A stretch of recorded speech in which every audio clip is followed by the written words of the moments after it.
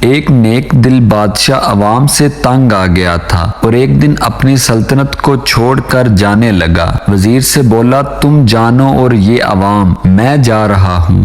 بادشاہ کے ساتھ اس سلطنت میں جھاڑ پونچھ کرنے والا ایک ہاکروب بھی ساتھ ہو گیا۔ بادشاہ ہاکروب سے بولا، میں تو پتہ نہیں کہاں کہاں دھکے کھاؤں گا، تم کیوں میرے ساتھ ہو گئے ہو؟ ہاکروب بولا، بادشاہ سلامت، آپ سلطنت کے مالک تھے تو خدمت کی، آگے بھی جب تک سانس رہی خدمت کروں گا۔ الغرض دونوں چلتے چلتے ایک دوسرے ملک پہنچے جہاں بادشاہ وفات پا چکا تھا اور نئے بادشاہ کا چناؤ ہونا تھا، جس کا طریقہ یہ تھا کہ ملک کی ساری عوام ایک بہت بڑے گراؤنڈ میں جمع ہو جاتی اور ایک پرندہ اڑا دیا جاتا۔ یہ پرندہ جس کے سر پر بیٹھ جاتا وہی بادشاہ بن جاتا تھا۔ بادشاہ نے ہاکروب سے کہا، چلو ہم بھی یہ تماشا دیکھتے ہیں کہ کون بادشاہ بنتا ہے۔ الغرض وہ دونوں مجمع میں شامل ہو گئے، پرندہ اڑایا گیا۔ گراؤنڈ کا چکر لگانے کے بعد پرندہ اس ہاکروب کے سر پر آ بیٹھا۔ اس ملک کی عوام اور وزراء نے ہاکروب کے سر پر بادشاہت کا تاج رکھ دیا۔ ہاکروب جس بادشاہ کے ساتھ آیا تھا اس سے بولا،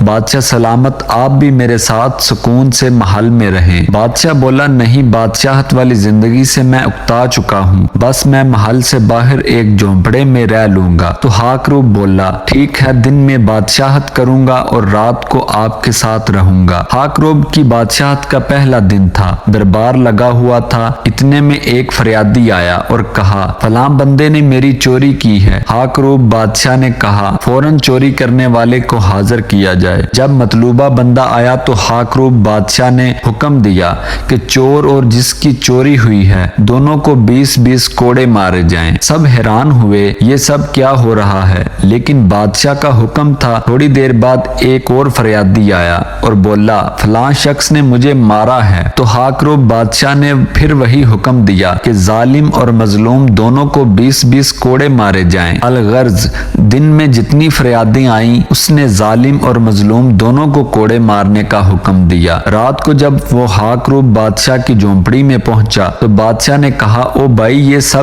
کیا تماشا تھا؟ تم نے سب کو پٹوا دیا، لوگ کہہ رہے ہیں کہ بہت ظالم بادشاہ ہے۔ تو وہ ہاکروب بولا، عالی جاں، اگر اس قوم کو ایک نیک اور اچھے بادشاہ کی ضرورت ہوتی تو وہ پرندہ میرے سر پر بیٹھنے کی بجائے آپ کے سر پر بیٹھتا۔ یہ جیسی قوم ہے اس کو ویسا ہی حکمران ملا ہے۔ کچھ قومیں واقعی جوتوں کے قابل ہوتی ہیں۔